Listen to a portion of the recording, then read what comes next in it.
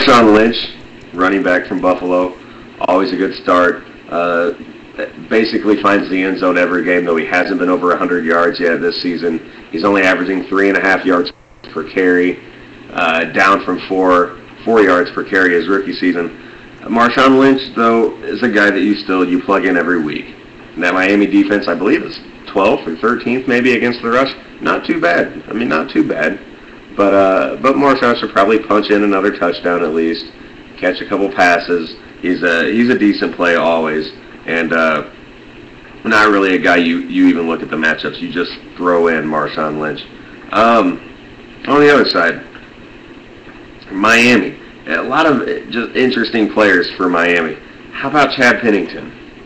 Listen, I wouldn't start him, but he did throw for 297 yards, basically 300 yards against Baltimore last week. 297 yards and a touchdown. Only one touchdown, but nearly 300 yards against Baltimore. That's it. Listen, that's not easy to do. I mean, you can't do that. Peyton Manning the week before lit up that Baltimore defense, but other than Peyton Manning and now Chad Pennington, no one's been able to do that all year.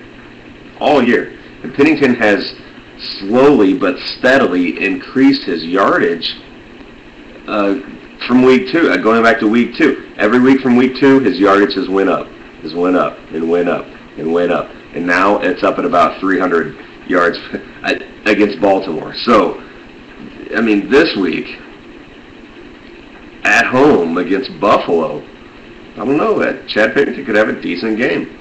Do I recommend any of the wide receivers in Miami, though? Not so much. Who are you going to start? That Cobbs, Camarillo? Come on, you're not going to start these guys. At least you shouldn't, unless you're in some sort of serious bind. But you should be refrained from starting any sort of Miami receivers. Miami running backs, on the other hand, are another story. Ronnie Brown is the real deal. He really is. Don't let that last performance against Baltimore fool you. Listen, he's not playing Baltimore defense this week. Yes, he's playing Buffalo, and people tend to think that Buffalo defense is top-notch because Buffalo's got such a good record. But really, they let some yards on the ground. I mean, they let some yards on the ground. Trust me, Ronnie Brown will have a nice bounce-back day. They will go out of their way to utilize him because he was such a non-factor last week, and he's always good for catching passes out of the backfield. I like Ronnie Brown this week at home. At home against Buffalo. The next game I have, Kansas City at the New York Jets. Don't start a Chief. Don't start a Chief. I guess if you have to start Tony Gonzalez because you're rolling with him, he's your only tight end, start Tony Gonzalez. Maybe Dwayne Bowe is a flex. Don't start a Chief, guys. Come on. Not Larry Johnson, not anybody. I don't even know if LJ's coming back this week. Who knows? He's a criminal. Move him off your team.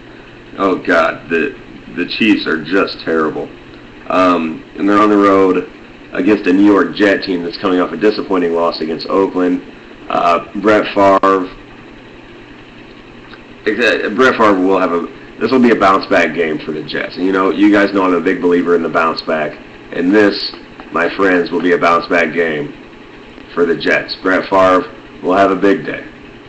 All right, Thomas Jones has had some nice weeks these last few weeks, and I think that keeps up against Kansas City. I don't see any reason why any New York Jet is a bad play. And by that I mean Brett Favre, Thomas Jones, Lavernius Coles, Jericho Cotchery. All those guys are good plays, possibly even Dustin Keller. But definitely the first 4 I mentioned, good plays this week. All of them. I mean, really they are. I like Cotchery and Coles to probably both score this weekend. There it is. Kansas City's brutal. Absolutely brutal. And the New York Jets are going to take this opportunity to get their passing game back on track. So, don't expect them to hold off or take it easy on the Chiefs because they feel bad. They're going to go ahead and light the Chiefs up to get back on track. Next game, Oakland at Baltimore. Stay away from Oakland if you can. There's not really much that you want there. Maybe if because of some sort of bye week, you have to start maybe tight end Zach Miller, maybe McFadden, but I wouldn't. I wouldn't. I'm taking McFadden out of one of my lineups, and he's a mainstay. He's there every week, but I'm not going to start him against Baltimore. I'm going to find somebody else. I have to.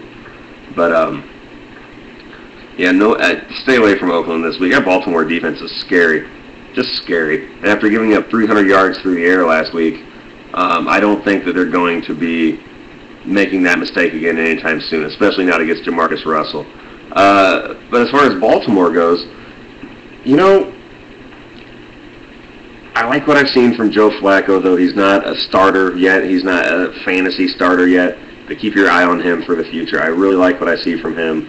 McGahee's looked good when he's been able to play, and this week I'm pretty sure he'll be able to play, from what I understand. So look for Willis McGahee to have a nice day against Oakland. That's what I think. And Derek Mason hauls in a lot of passes, so pardon me. Go ahead and hit Derek. Go ahead and throw in leagues. This guy is a number 2, borderline number 1 receiver. To be honest with you, Derek Mason is quality. He's 75 years old, but he's catching a lot of passes. Moving on. Okay, this game taking place in London, England. San Diego versus New Orleans. I like this game, and I think, as opposed to last year when we sent over, who did we send? Miami and the Giants, was that right? It's kind of a snooze fest, kind of a boring game, crappy weather, a couple of boring teams. I know the Giants won the Super Bowl, obviously, but then last year when they were in London, it was boring. It was kind of a boring. This year, though, they're sending over San Diego and New Orleans, 2 high-powered offenses. So I expect them to put on a show in London, England. So I like the offensive players in this game. I like LaDainian Tomlinson versus New Orleans. I like Vincent Jackson a lot against New Orleans. I like Phillip Rivers plenty. I don't know what Gates' story is, but man, even when the Chargers are good, he's not good. So I'd be cautious of that. But I do like LT, Phil Rivers, and Vincent Jackson quite a bit. I don't think Chambers is coming back quite yet. So you might have to stick to those 3. On the other side of the ball, Drew Brees, coming off maybe his most disappointing game. Well, easily his most disappointing game of the year. Expect him to have a nice day. I'm feeling shootout with this game. This is just feeling really shootout-y. You know what I mean? I don't know if Shockey's playing or not. I don't think that he is. But Colston came back last week, non-factor. This week, expect him to be more involved in the game plan. And basically, Drew Brees throws the ball around so much. And in this game will be, I think, just an aerial attack. So I like the receivers. I like Colston. I like even Lance Moore. I don't even know who's playing second. Is it Henderson? Maybe Devery Henderson? Anybody starting wide receiver for the New Orleans Saints, plug them in. And, boy, Reggie Bush is out. That hurts. So Deuce McAllister, Pierre Thomas will be kind of splitting the carries in this game. And only start one of those guys in a pinch. Any sort of split carry situation, it scares me a little bit. So only start those guys if you have to. But obviously, Drew Brees, big game, especially after a disappointing game last week. Next game on my list.